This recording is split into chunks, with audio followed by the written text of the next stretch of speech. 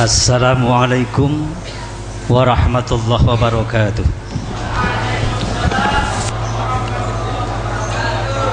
A'udzubillah, bismillah, alhamdulillah, salatu wassalamu ala rasulillah, amma ba'dah. Honorable Mr. Baihagi MM, as the head of STAINU Temanggung, honorable both of our speakers of today's event, Mr. Gregory Vanderbilt, PhD, and Mr. Ahmad Rafiq, MAG, MA, PhD, and also audience, the participant of this international seminar. First of all, I would like to express our gratitude to the Lord of Universe, to the Almighty God, who never gives up blessing us with His mercy and enjoyment, so that we can take part in this international seminar without any obstacles, without any handicaps. Peace be upon our Prophet Muhammad, along with his companion, who has led us from the darkness era to the brightness and modern one. Ladies and gentlemen, the participant of international seminar, well, Mr. Ali Irfan, MH, and I are your moderator in this international seminar.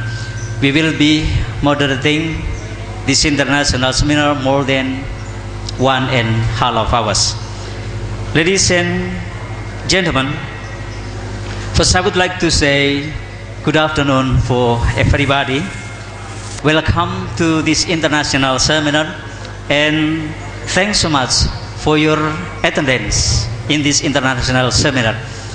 Among of you are coming far away from here, from America, from Tiongkok, from Thailand, and tomorrow Indonesia is going to have IFF match with Thailand, yeah.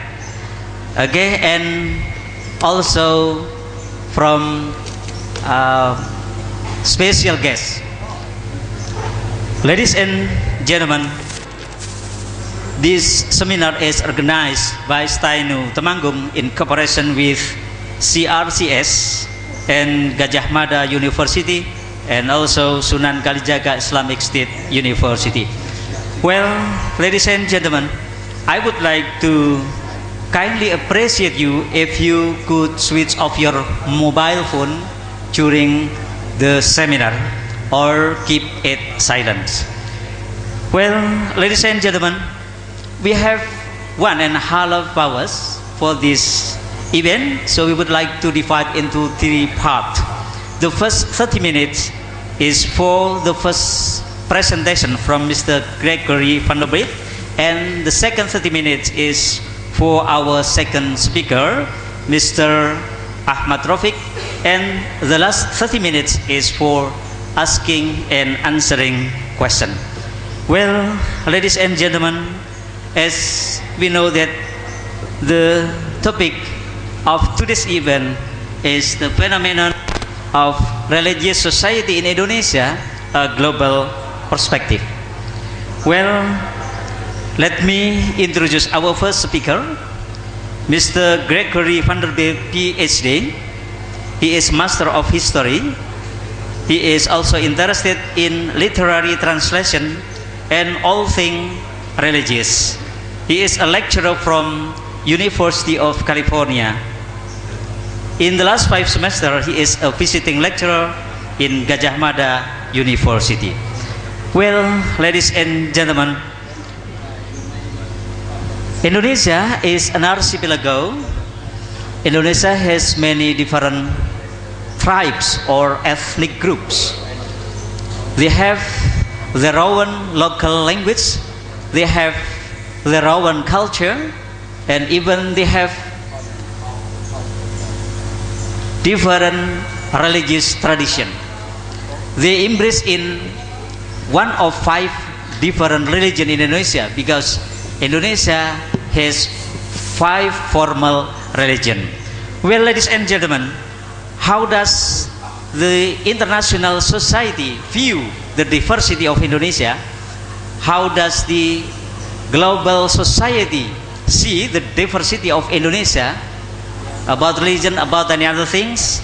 To know more about it, let's follow, let's listen our first speaker, Mr. Gregory van der Bilt.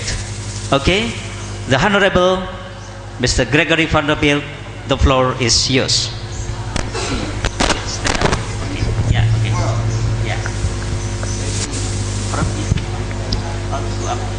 On stage. So, This one.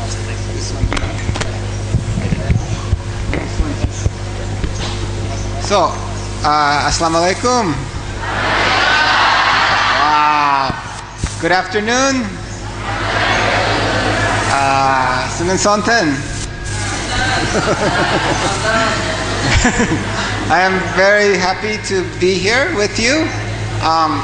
Maybe we have too many microphones.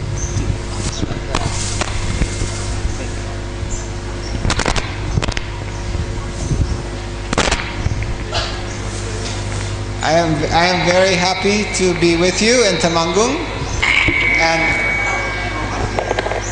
and I am very happy to join you in Nahdlatul Ulama.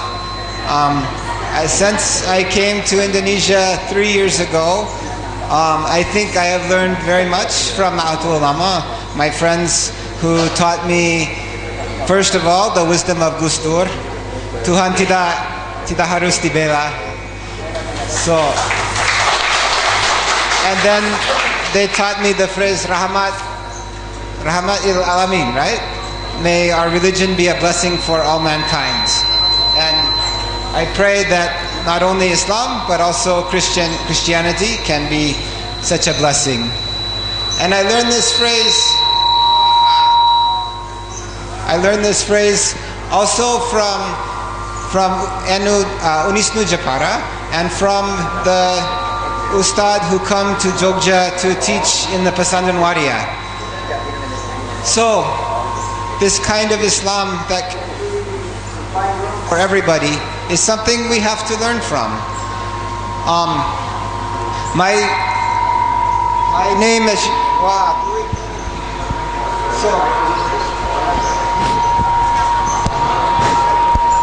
so you can see.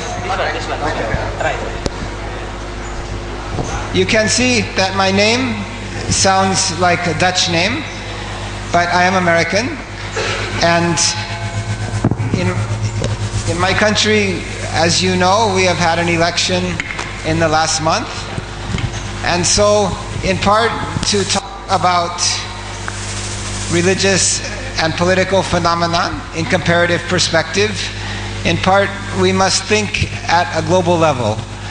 And in my title you can see I have put some significant words. First of all, I have put the word minority. I think it's important for us to understand political life from the perspective of minorities. And we know, I think, from the world now that majority is both a fact and a feeling. And if we look at the politics in many places, including United States, including England, we see a majority that is afraid of losing its power and its privilege. Terlalu cepat? No? Okay. We see majorities that are afraid and choose to reject democracy because of fear. I choose also the words Nadu.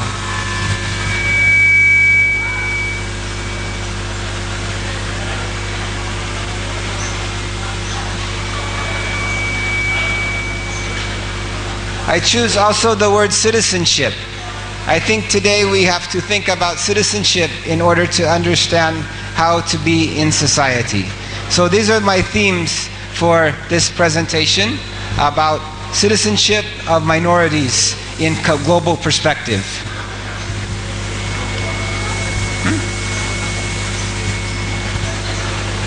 So actually, for the last 3 years, I have been a lecturer in UGM in this program, and I want to invite mahasiswa who are looking for a place to think about issues today to come to Jogja and study with us in UGM. This program, you can see Center for Religious and Cross-Cultural Studies, Program Studi Agama dan Lintas Budaya, was created in 2000 after the end of Orde Baru and at the time of Reformasi, at the time of many conflicts. And we believed that in order to live together peacefully, we have to do two things. We have to know each other, and we have to think about how to build a good society. How to make an Indonesia yang multicultural, adil, dan demokratis to take our mission. And we have program for master students, S2, and also we have many research opportunities, including we invite lecturers from here or researchers to also join us to study in Sekolah Penggulaan Keragaman. But in CRCS, I think a couple ideas that are useful to take beyond that we have been discussing. One is the idea of pluralism, but pluralism that's not pluralism from theology.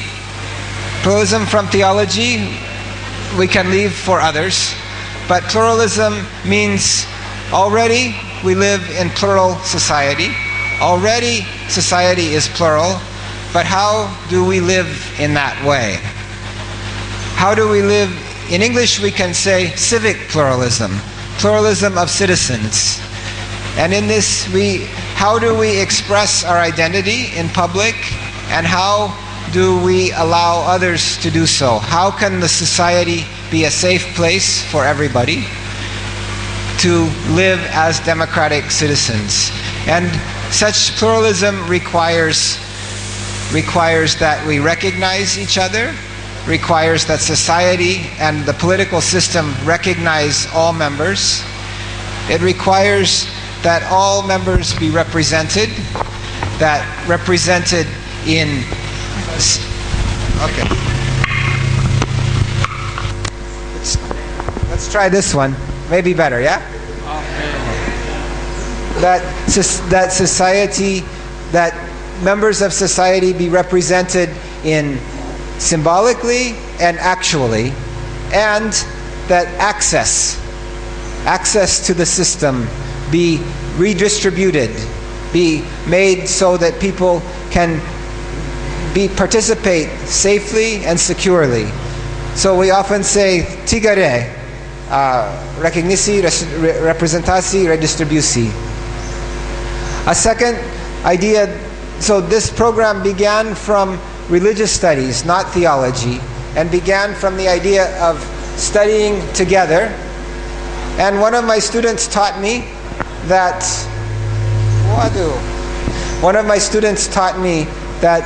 what we need is connection. Not only knowledge, but connection, including emotional connection. And so this is these writings you can find if you come to the website. And I want to invite students to think about coming to study if these issues are important to you.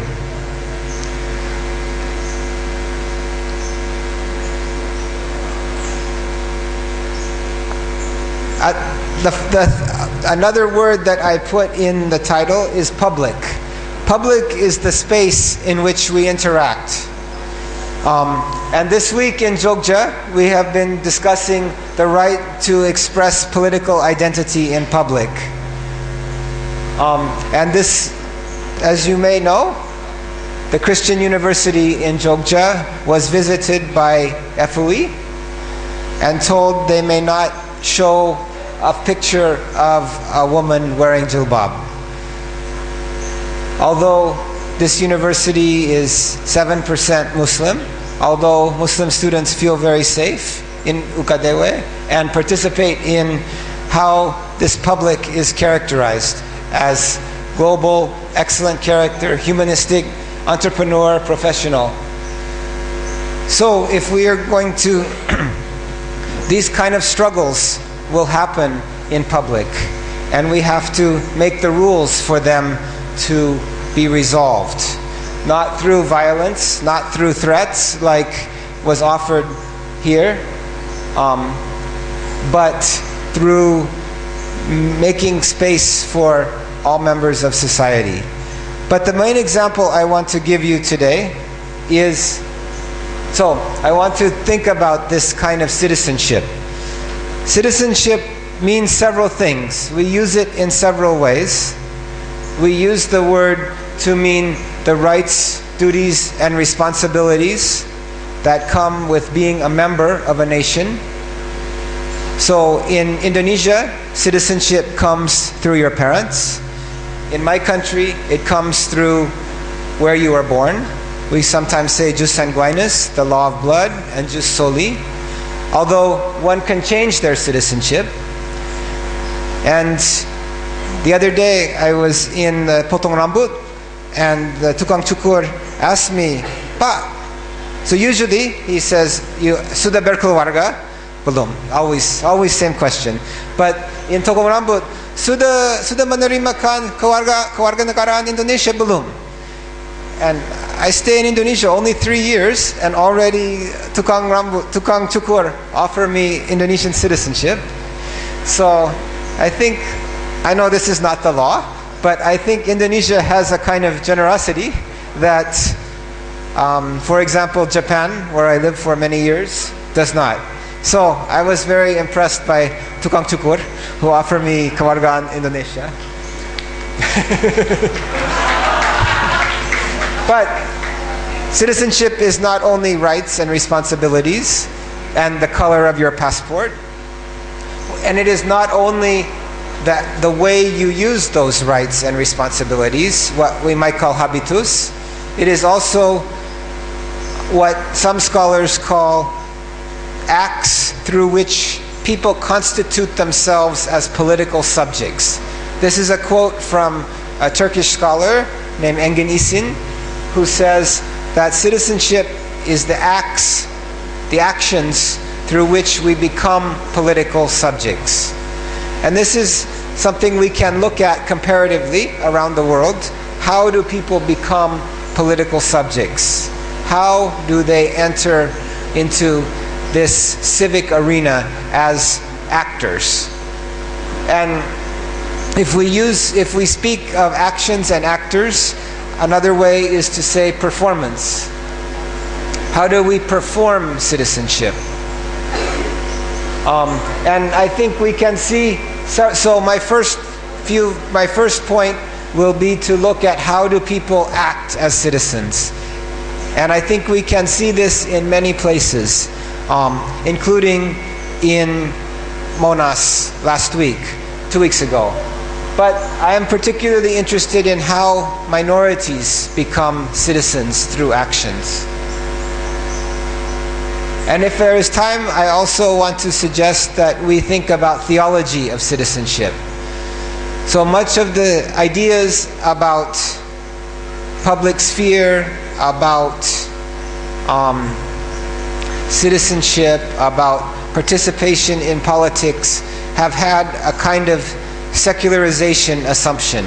They followed the logic of secularization, which we know has not happened, empirically has not happened in the world, and intellectually has many problems, because we know that our religious faith, our religious participation gives us not only identity, but a sense of ethics, how to live in the world. So I want to suggest that we have theologies of citizenship. But I said to you a minute ago that, as you know, my country has had an election, and Many people are asking me about that election and about the man who was chosen president, who has said terrible, terrible things about many groups, including Muslims. And I have to tell you that I am scared too. I have to tell you that I think there are many, many citizens who are scared, but we are committed, I think, to standing up to this kind of scared majority thinking, right? This is based on a kind of scared majority and afraid of losing the privilege that came from having power. So I want to talk a little bit about, for the first minority, for a comparative minority,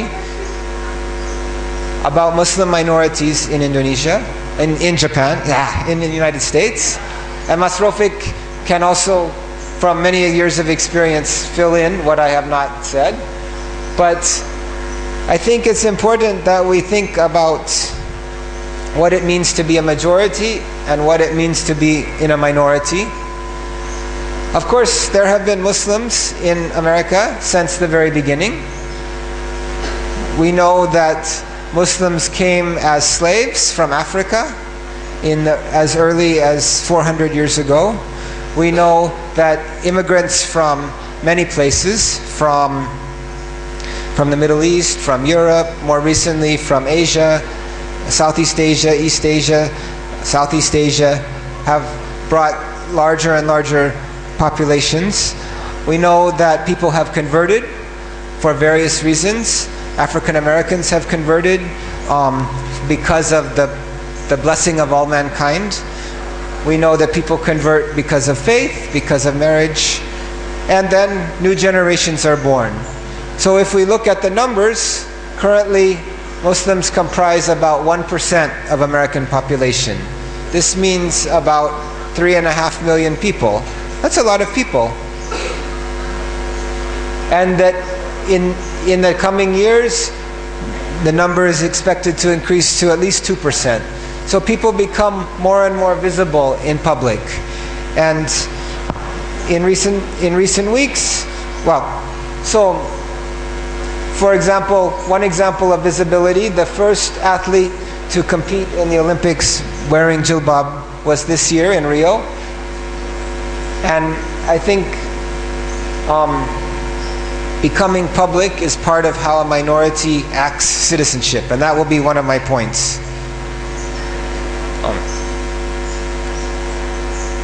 This kind of pluralism has grown especially since 1965, when new immigration law opened American borders to people from Asia and Africa especially. And so, just to give you an example, from my hometown in California, we can now, 50 years ago, this town was half European, half Latin American, half Protestant, half Catholic. Now we can find a very large and beautiful pura. We can find 4 vihara at least, including Thai, Chinese, including Vietnamese, including Taiwanese on Main Line. We can also find 3 mosques at least, including 1 Ahmadiyya. And the Ahmadiyya mosque recently invite people to come to pray for rain, interfaith prayer for rain. So this is we can call plurality. Already we are plural, but how do we become pluralist? And especially in times of danger. So now we live in a time of danger, around the world, a time of danger. So this man was chosen president a few weeks ago, and he has said things like this. This is terrifying, and it is the responsibility of citizens to defeat this kind of thinking, but it's going to be difficult. But we know we have been here before. This is not new. This kind of thinking, this kind of fear is not new. This kind of hatred of different people is not new. And so we can look to history for example. So I want to focus a comparison on the kind of racism that happened against Japanese Americans in 1942. Of course, Islamophobia and racism, one is based on religion, practiced by people from many countries. The other based on people of one country who have many religions. But the way it shapes the fear of the majority and the demands it gives to the minority, I think we can compare. And to understand this citizenship, I want to compare. So, 75 years ago, last week, as you know, the war began in the Pacific between, well, first Japan attacked the United States, then it quickly extended its reach into Southeast Asia.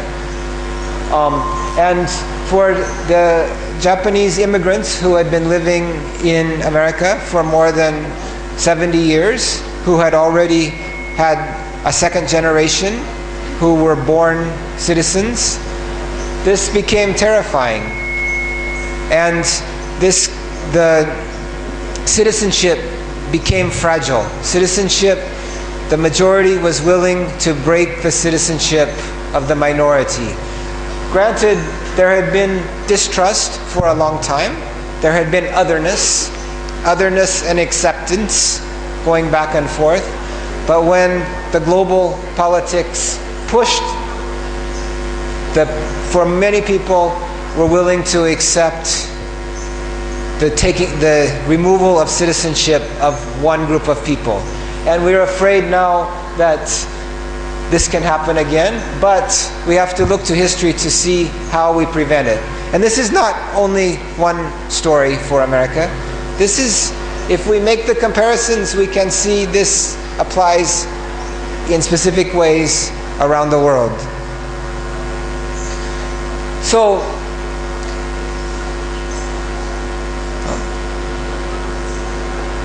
75 years ago, next February, President Roosevelt issued this order demanding that requiring all Japanese Americans living in the west part of the United States, including my home here, be removed from society and put in prison camps that were far from society.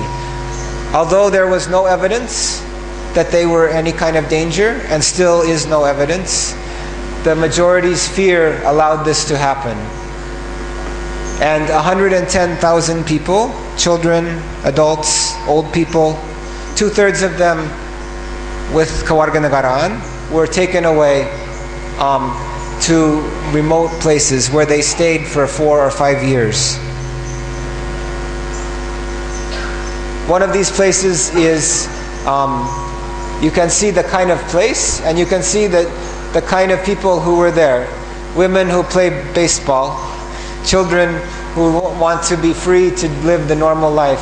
And yet the place was very, very dark and dry and no water.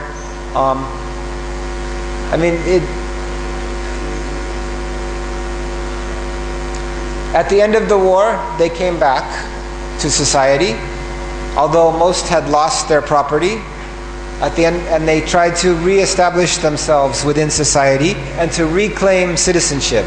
So if we think about citizenship, we can see how citizenship can be claimed in the 3 ways I mentioned: visibility, participation, and memory. So first of all, visibility. Visibility means being seen as citizens. And this summer, this Khazar Khan, who is a Pakistani American, became one of the strongest critics of the man who became president,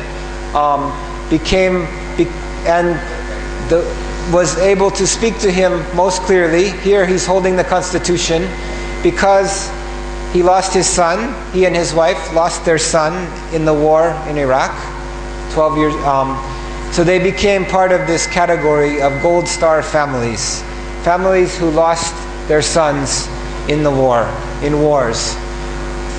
We have to ask why that is the price for citizenship. I think we should learn that this should not be the price of citizenship, but as the visibility that this family who were living in that camp shows, with their son killed in Italy, and Khazar Khan and Jizlal Khan and their son killed in Iraq, show us visibility is one way of claiming citizenship. Next, participation. Participation despite the criticism, despite those who would expel you from the political process. Being determined to participate is another way to claim citizenship. Here we find the first Japanese American in Congress, and you can't see, but he is swearing with his left hand because he has no right hand. His right hand was blown off in Italy. Here we find, this is the first Muslim Congressman Keith Ellison, who has been a member of Congress for 10 years now.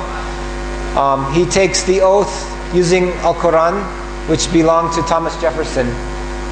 And the most recent, this is the first representative to wear hijab. She is from Somalia, so it's different style. But participation is a way to constitute yourself as political subject, to both bring your community in and also to demand that the system recognize. The third is to claim the national story, to claim the right to be part of the memory. Those Japanese Americans who went to the prison camp, when they came back, they were silent. They didn't want to remember. But their children did. And their children demanded that their story be included in the national story.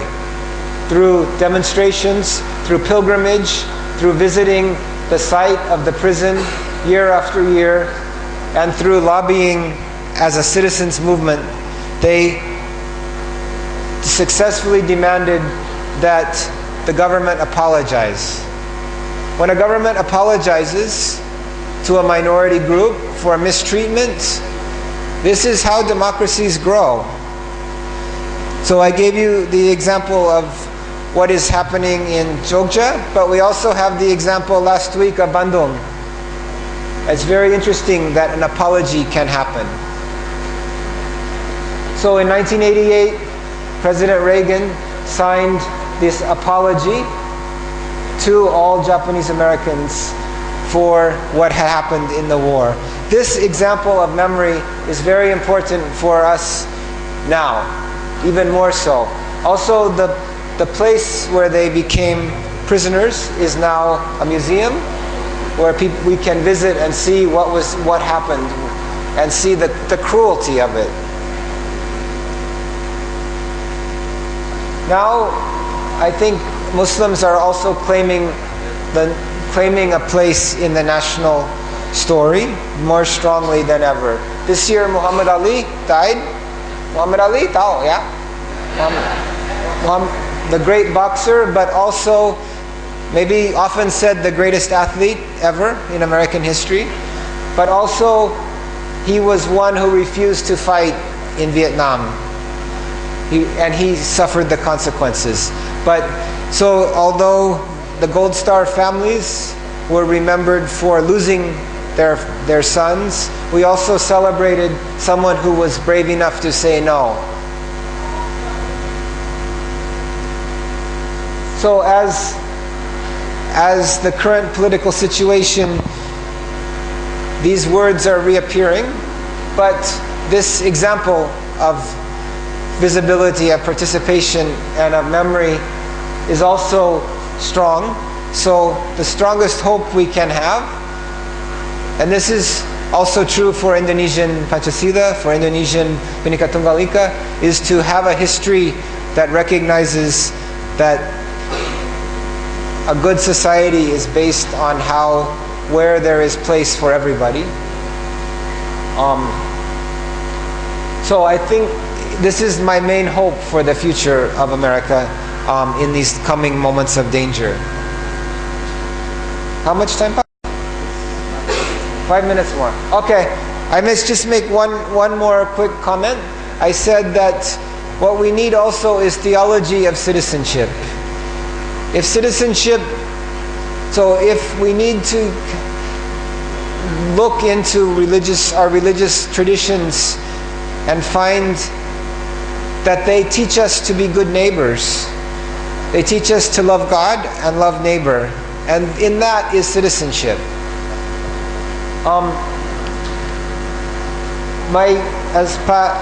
As Sunargi's introduction tell you, my main study was in the religious history of Japan, and I was interested in Japan because there is a small minority of Christians who believe in Ketuhanan Yang Maha Esa, who believe in the one true God, among a vast number of who participate in what Merle Rickliff calls the mystic synthesis of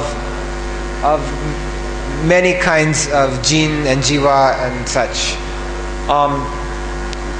But this minority has made a very strong claim on religious freedom for all and on the ethics of the state, on how the state has to protect all people by not becoming a religious state.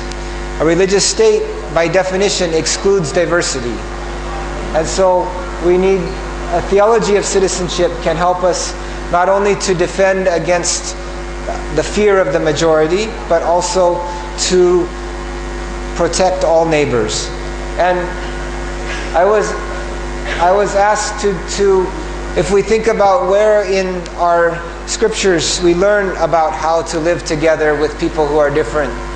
One place I was asked by this man, who is now almost 90 years old, who is a Christian and a political scientist in Japan, to translate his book about how Christians understood one of the most important texts we find about how to live as citizens. He was inspired by the German theologians who said no to Hitler. Most German Christians followed Hitler. Most German Christians accepted that the Nazi state was sacred. But some said no. Some said this is wrong. This is a false religion, and that this is unjust before God, and that this is unjust to our neighbors. They were persecuted. They were imprisoned. One who tried to kill Hitler was executed a few days before the end of the war. But they followed especially one passage that is very powerful, which says two things. It says that all people should obey the government because the government comes from God. But the government is not God. God is beyond. And that we submit not because of fear, but because of conscience. So we submit conscientiously, which means we speak back when the government is wrong. And this passage is, we can put on either side the call to take care of our neighbor. So the call to love all people in society is what is on either side of this piece that can tell us that the state is not God, the state is not sacred, but the state has a function, and the function is to keep order for all people, and that we submit out of conscience, but we participate out of conscience. So I think we can look for places we can find theology of citizenship. And in dangerous times, this is part of the global phenomenon of religion. Maybe I make one final point.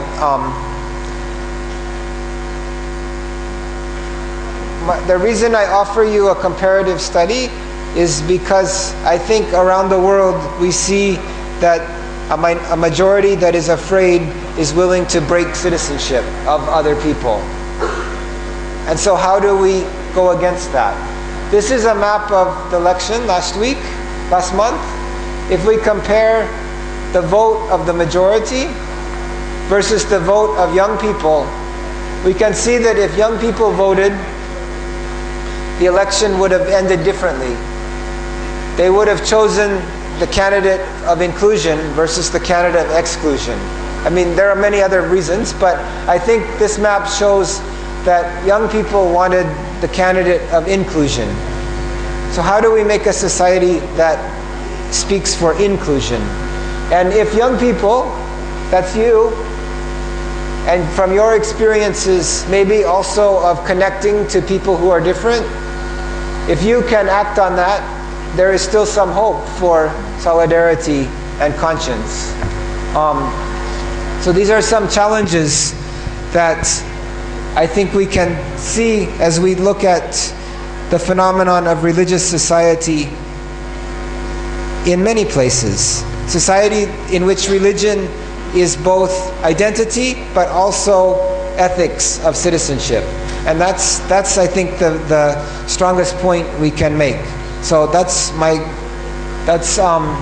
conclusion, and I'm looking forward to talking with you.